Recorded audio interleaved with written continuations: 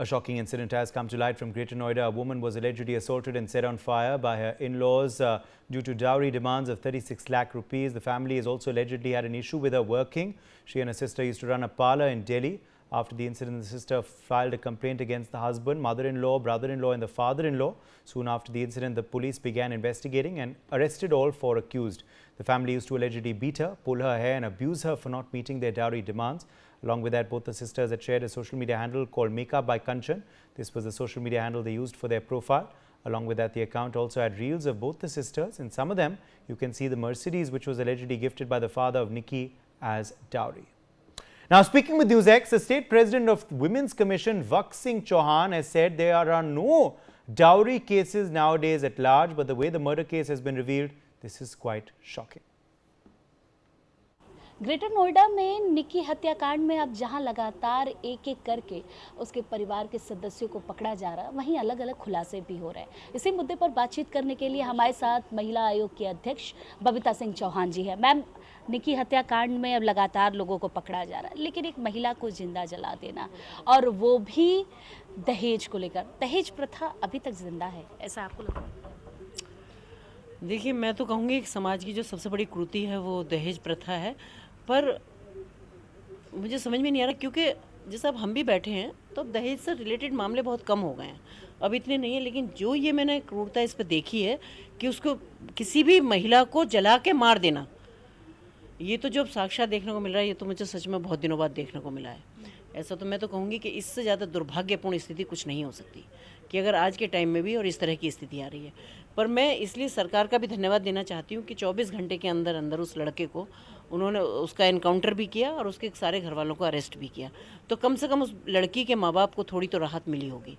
पर मैं जहाँ तक समझती हूँ कि इस तरह से निर्मम हत्या कर देना, कि वो एक छोटा बच्चा है, बता रहा है कि पापा ने पहले कुछ उसके ऊपर डाला, फिर उसे लाइटर लगा दिया, फिर मतलब क्या सीन रहा होगा, हम सब जान सकते हैं इस बात को।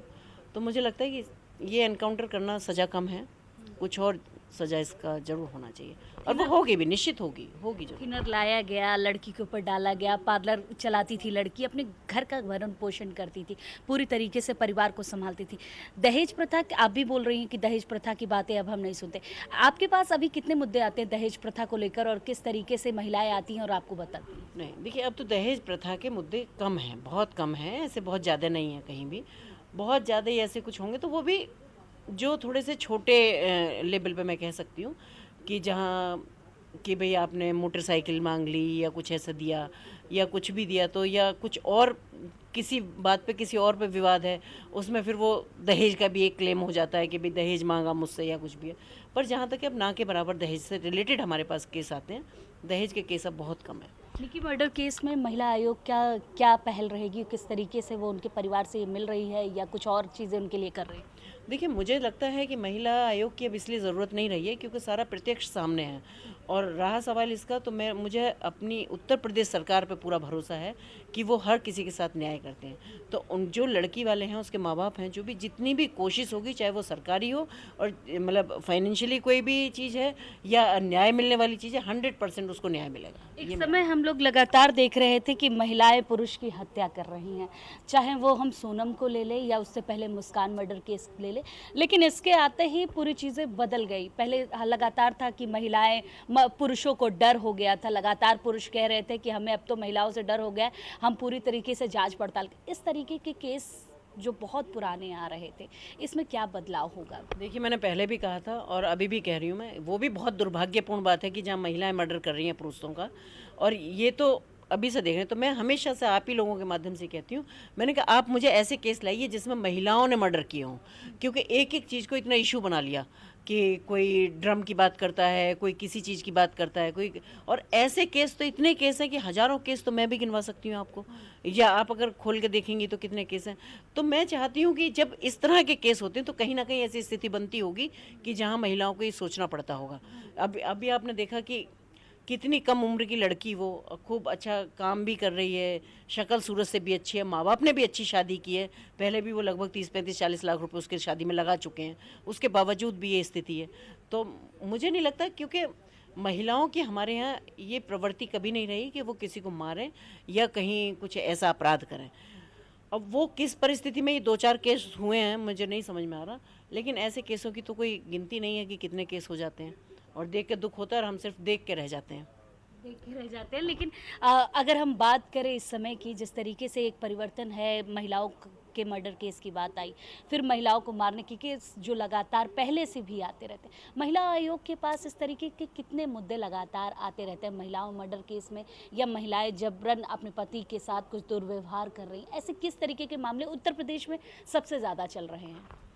देखिए मैं बताऊं, जैसे क्या है कि ये जो केस मैं देख रही हूँ, इतना डायरेक्ट केस कि जिसमें ऐसे जला दिया, तो मुझे तो लगता है कि जब से मैं महिला आयोग में आई हूँ, मैं ये पहला केस ऐसा देख रही हूँ कि जिसको प्रत्यक्ष रूप से देखा जा सकता है।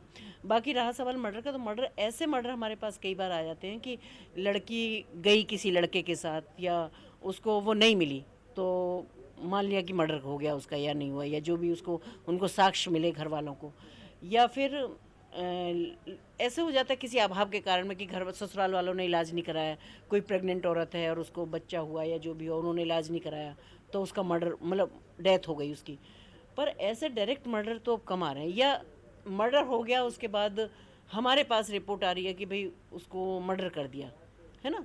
पर अगर मैं ऐसे कहूँ डायरेक्ट मर्डर करने वाले, तो हमारे पास केस नहीं आ रहे कि मर्डर कर दिया जाता है ऐसे। ये तो मैंने बताया, जब से मैं आई हूँ, ये मैं पहला केस ऐसा देख रही हूँ जो सामने प्रत्यक्ष रूप से कि इस तरह से मर्डर करके और लड़की का ये हाल किया है इन्होंने। तो और रहा सवाल इसका कि निश्चित रूप से घनी आबादी वाला प्रदेश है, और आप जानते हैं कि आज महिलाएं सारे क्षेत्रों में काम कर रही हैं, तो सब क्षेत्रों से रिलेटेड आते ही हैं केस तो। पर मर्डर के तो कम आते हैं, थोड़ा सा अगर आते भी हैं तो वो यौन शोषण से संबंधित कि भाई हम थे कोई, या तो रिलेशनशिप में था कि उसने हमें धोखा दिया, शादी नहीं की, कुछ इस तरह के भी हैं। कुछ लड़कियां घर से गायब हो जाती हैं, कुछ इस तरह के भी केस हैं। बट अब दहेज वाले केस हमारे पास कम है। दहेज वाले केस ही नहीं है मतलब? हाँ, लगभग नहीं है। अच्छा, अगर बात करें आजकल की मानसिकता की, लोग लगातार ये बात कहते हैं कि महिलाएं भी काम कर रही हैं, लेकिन महिला पुरुष जब एक साथ रहते हैं और महिलाएं वर्क करती हैं, तो पुरुष थोड़ा सा अनसिक्योर होता है कि ये हमसे ज़्यादा आगे बढ़े। इस तरीके की चीज़ों में परिणाम कहीं ना कहीं मर्डर और कुछ ना कुछ इल्ज़ाम लगते हैं। इस पर आपका क्या कहना है? बिल्कुल। देखिए, मैं बताना चाहूँगी, मैं इसलिए नहीं बता रही कि मैं महिला हूँ या हूँ, लेकिन ये एक प्रैक्टिकल है, और ये इसको अब तो पुरुष भी मंचों से भी ये कहते हैं कि महिला जहाँ होती है वहाँ काम की जो स्पीड होती है वो पुरुषों से बहुत ज़्यादा होती है। तो ये तो सच बात है कि जहाँ महिला और पुरुष दोनों काम कर रहे होते हैं, तो वहाँ पुरुष कहीं ना कहीं अनसिक्योर होते हैं, जो कंपटीशन वाली बात होती है। जहाँ अगर कोई कंपटीशन वाली बात है कि भाई ये मेरी कॉम्पिटिटर हो सकती है, क्योंकि जो उसकी कार्यशैली में, पुरुष की कार्यशैली में ज़मीन आसमान का फ़र्क है। महिला जहाँ होती है वहाँ ईमानदारी से काम करती है। आज भी देख लीजिए आप, जितने भी भ्रष्टाचार, जितने घोटाले अगर खुले होंगे, तो महिलाओं का एक आध दो नाम होगा और पुरुषों की तो झड़ी लगी पड़ी होगी। तो मुझे लगता है कि एक तो ये चीज़ है। दूसरा, क्योंकि महिला जब भी अपने काम को करती है तो बहुत शिद्दत के साथ काम करती है, बहुत मतलब जहाँ भी जिस भी प्रोफेशन में होगी वहाँ वो अपना 100% अपना उसमें वो करेगी। तो लेकिन पुरुषों को तो आप देखती हैं, आप अगर, मैं कहूँगी कि कहीं भी आप किसी भी ऑफिस में या कहीं भी जाकर देख लीजिएगा कि क्या हाल है। तो ये कॉम्पिटिटर मानते हैं, और कॉम्पिटिटर मानने का चक्कर ये है क्योंकि महिलाओं की आवाज़ को दबा दिया जाता है, और पुरुष अपनी आवाज़ को तेज़ी से बोलता है। महिलाओं के साथ बहुत सारी चीज़ें कई बार सोचती है, अपनी फैमिली की बदनामी ना हो, कहीं ऐसा नहीं हो मुझसे लोग नाराज़ हो जाएं, कहीं मेरी कुछ नेगेटिव चीज़ें ऐसी ना हो जाएं कि मेरे को नेगेटिव। तो महिला के साथ थोड़ी सी है, क्योंकि वो अपनी, कहना चाहिए कि अपनी सभ्यता को, अपनी संस्कृति को, अपने संस्कारों को वो जिंदा रखने की कोशिश करती है लास्ट तक, और वो चाहती है कि मैं चुप रहूं, मैं कुछ ना कहूं। महिला जब बोलती है, जब उसके सर से ऊपर पानी चला जाता है, तब वो निकल के आती है और तब वो बोलती है। तो कंपटीशन तो है, ऐसा नहीं है कि कंपटीशन नहीं है, बल्कि मुझे लगता है कि महिलाओं का कंपटीशन, महिलाओं का ज़्यादा कंपटीशन है। तो ये तो मैं कहूँगी कि कंपटीशन तो है अभी। ठीक है, बहुत बहुत धन्यवाद। महिला आयोग की अध्यक्ष बबीता सिंह चौहान जी हमारे साथी। कैमरामैन अर्शद के साथ मैं वर्षा शाही, इंडिया न्यूज़ लखनऊ।